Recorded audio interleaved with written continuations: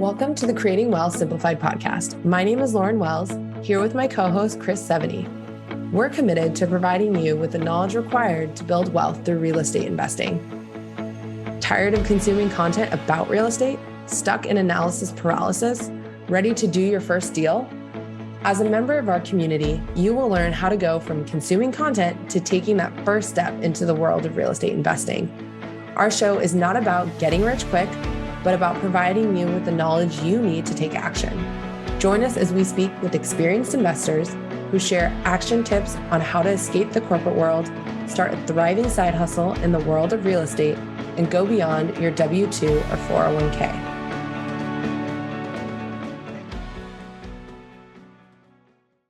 Today, I'm going to talk about what did I get right and what did I get wrong in 2024.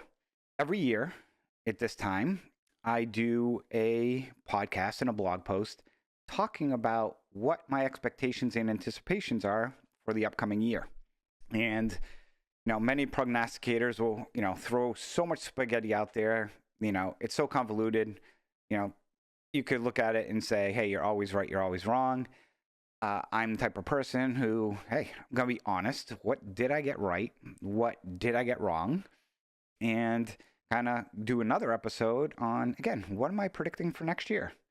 So if I take out the, quote, magic crystal ball, or, I like to say my proverbial fidget spinner that I can spin that answers my questions, let's take a look back at what I was predicting last year and see, did I hit those or did I not hit those? So let's start. First, item number one, I made the prognostication that we will see an increase in mortgage note inventory in 2024. And I was pretty upfront on this one, that a really easy one to predict because 2023 was extremely low inventory. It did start picking up as the year went on, but it was still, for us, what we thought was historically low. Now, part of this also was based off of our relationships. As we continue to build relationships, continues to bring more loans into the portfolio. But last year, we were talking about seeing about $300 million a quarter last year, and how that started picking up to in quarter 3 and 4, where we started seeing some weeks where we had $300 million. Well, in 2024, we've seen billions of dollars per quarter. And last year, I was talking about the end of the year, we were seeing an uptick in down payment assistance loans and second position loans that were, $5,000, $10,000, $15,000. And, we're seeing those in the tens of thousands. What did we see this year? Saw some of those loans, saw a significant number of what I'll call scratch and dent loans. And these are loans we typically don't buy, but they were originated and basically went into default within the first 6 months. What we did see a significant uptick in is defaulted residential transition loans, which were formerly known as bridge loans or fix and flip loans. Second half of this year, significant uptick in those types of loans. The other area where we've seen a big increase in loans are the reverse mortgage department, which is borrowers who get a reverse mortgage and then they pass away and the property is underwater. And, HUD has put out, I think between their two pools, over $1 billion, and that's going to continue into 2025, which we'll talk about on a future episode. So my first, prognostication of seeing an increase in inventory, that was kind of like, picking the low-hanging fruit. And, I will say I was right. And like I said, I'll talk further about on my next episode, what I think 2025 is going to bring. The second was the bid-ask spread will close the gap. And we're not going to see 2018 prices again. But last year, we saw a significant gap between asking price and bid price. And, based on that, I mentioned property values could decline, taxes, insurance increase. Sellers going to be more willing to sell assets. And I'd expect the reperforming loan market to stay within the 9 to 12% return range, and NPLs ticking back up into the high teens and that 20% plus range. Because last year on some of these NPLs, they were reperforming rates. And Partly that was due to the influx of money the government was printing. Everyone was so cash rich, they needed to invest it. What do we do with this? And as that money has started to slowly work its way out of the system, we've seen an increase in product as well. So you increase supply. What happens? That spread did come much closer. And as the year has gone on, it's continued to work better and better for buyers of loans. We recently just picked up, a non-performing loan in a non-judicial state, at, I want to say close to a 35% discount, where last year that would have been probably a 15% discount. So it continues to move. Now, some sellers have not gotten with the program and are still asking a significant number for their loans. And I'll share a story of, there was one fund out there that was buying loans from another fund, and they were leveraging it and paying a premium for these, thinking that they could take advantage of the limited supply to turn around and flip these and just sell them without doing a lot of work on them. Unfortunately, the market was not playing ball with them, and unfortunately, they essentially went under. And investors right now are, not hearing anything. And I actually didn't even know this was a fund. I thought it was just a group of investors, or two guys running, some investments and so forth. But, now I'm hearing that people invested some serious coin behind these people, and, they just disappeared. And it's really based because of that business model of, I buy hot, the buyer's fool's theory, where you can pay a price and hope that there's a sucker who's going to pay more than you. Well, unfortunately, there wasn't a sucker who's going to pay more than what you did. So they got caught with them. And unfortunately, we're not able to liquidate those because, again, that spread kept creeping. Third one, and this one is probably the one that's always going to be, contested. I thought real estate prices would decline in most markets, even if interest rates did drop.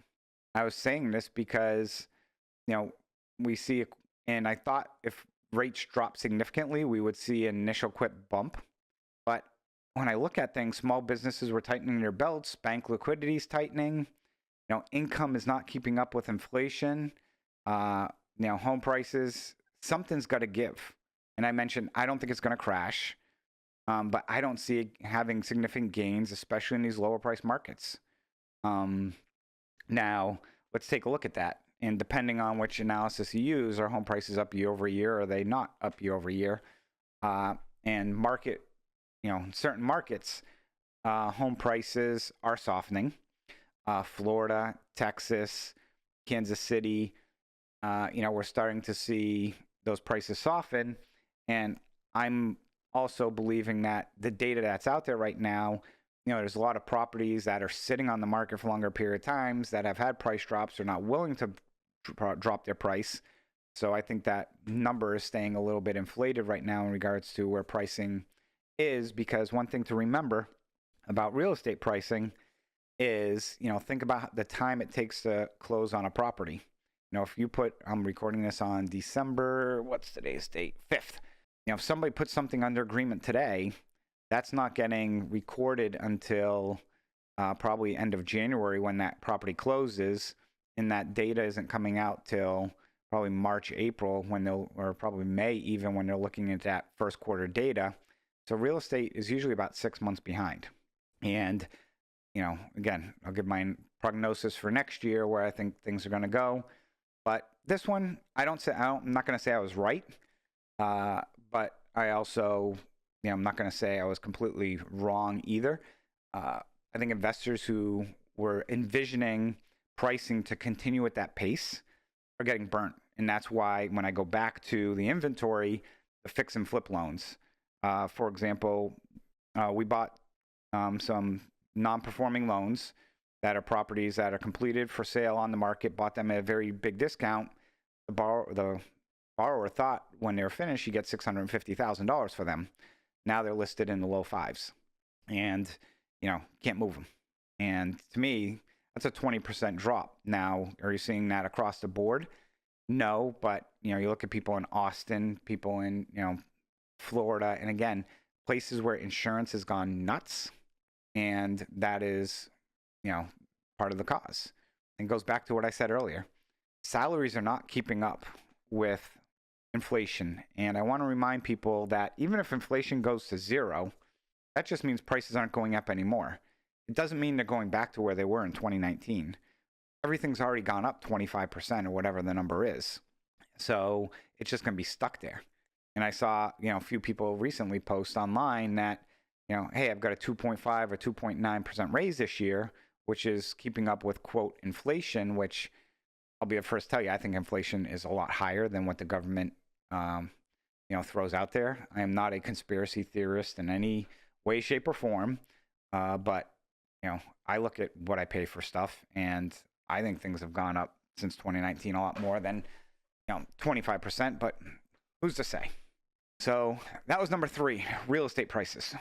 Number 4, this is the one I will say I got wrong. And I mentioned that we would see significant cracks in the seller finance space. And I thought this would be a slam dunk. And I thought this because I saw a number of people selling on subject to in these low rates or seller financing with very poor underwriting.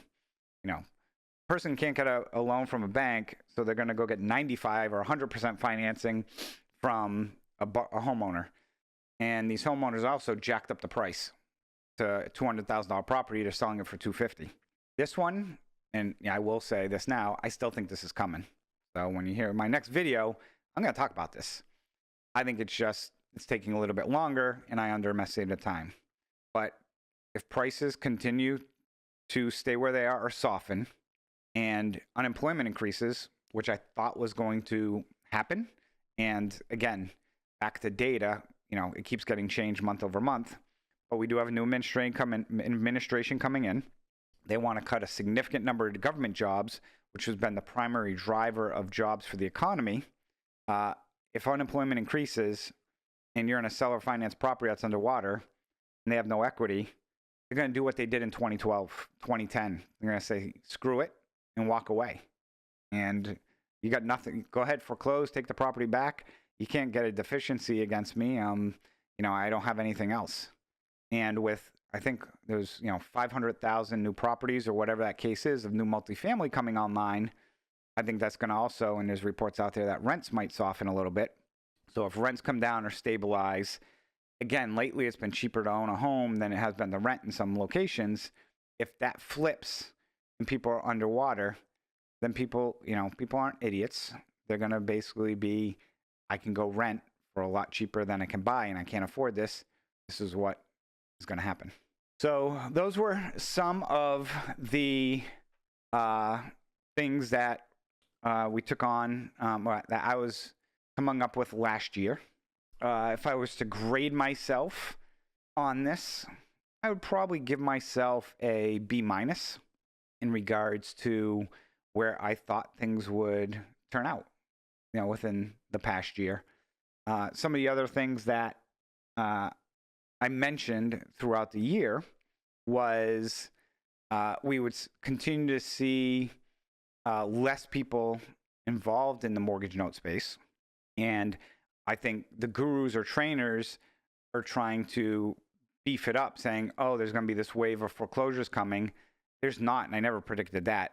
I've always said there's going to be an uptick in bankruptcy because of all the equity, which we absolutely have seen, that significant uptick in bankruptcies. And I'm going to do another podcast episode on the new New York Fed report that came out that talks about delinquencies and everything, and that will be part of my 2025 prediction. So what has happened in the note space?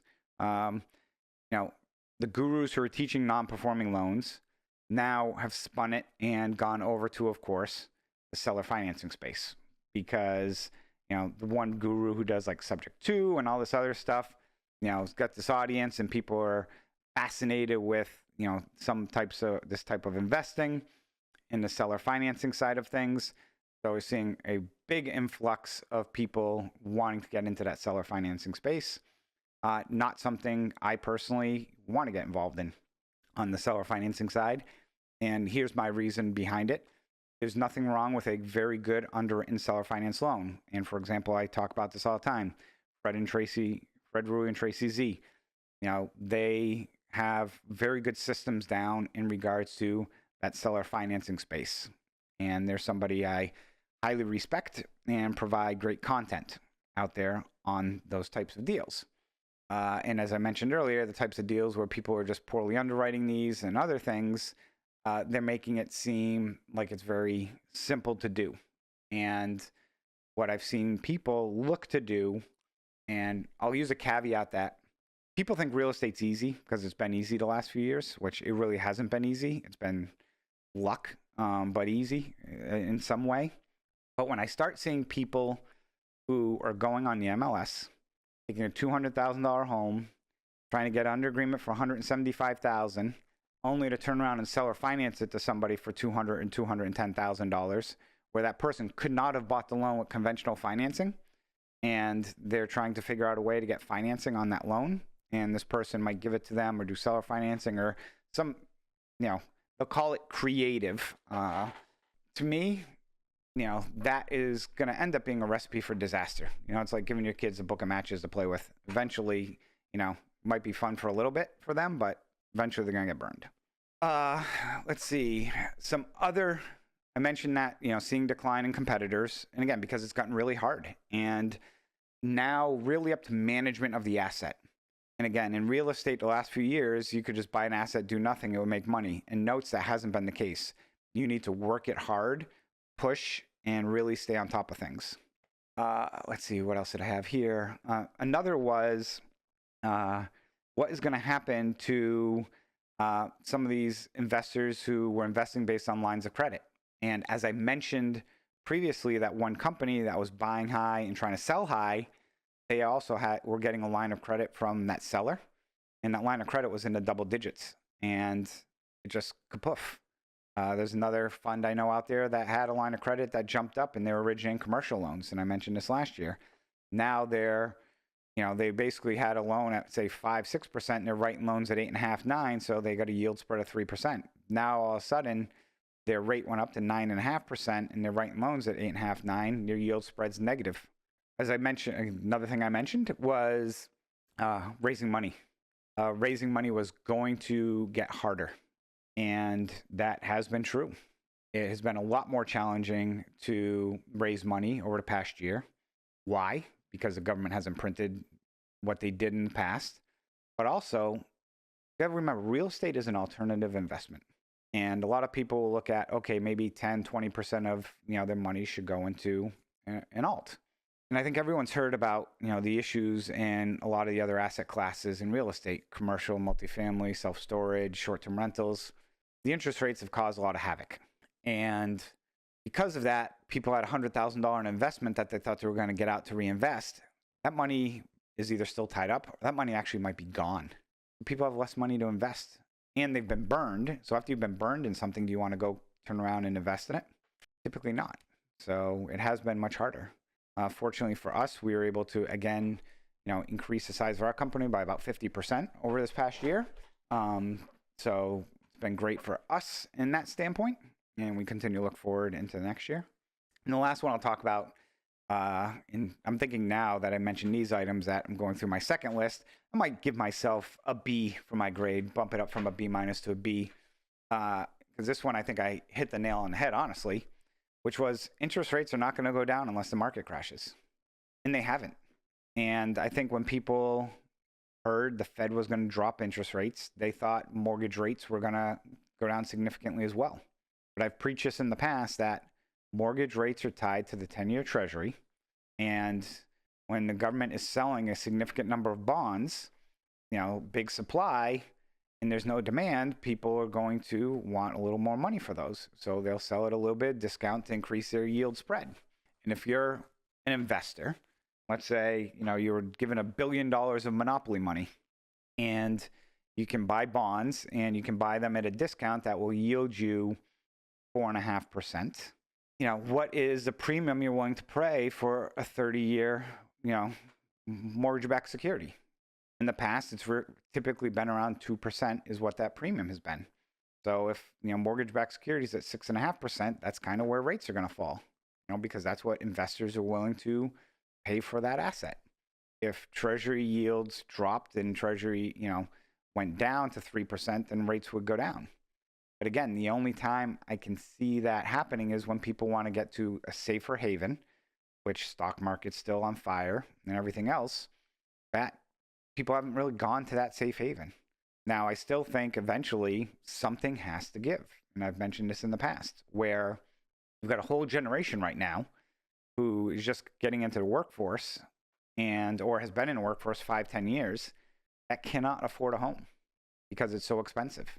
So one or two things are going to have to happen. Either they're just going to, hopefully have family that, got a lot of money they can give them, which probably not the case. They're either going to be locked out of being able to buy a home for a significant period of time, or prices come down and we have something that, I don't want to say a crash, but, a softening that allows them back into the game. Something's got to give. I don't know which one.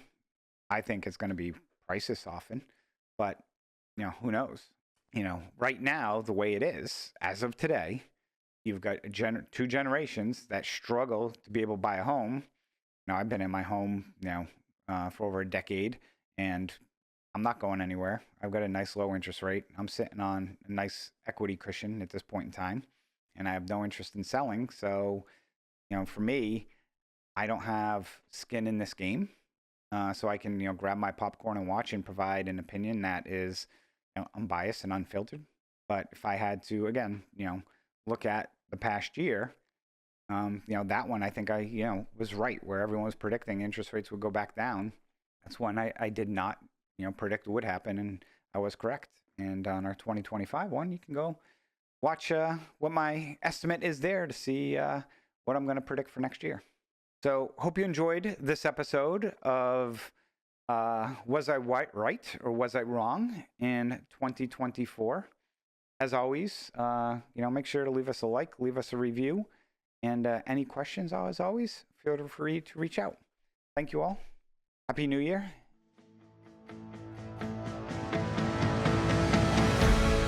Thank you for joining Lauren and I on this episode of the Creating Wealth Simplified podcast.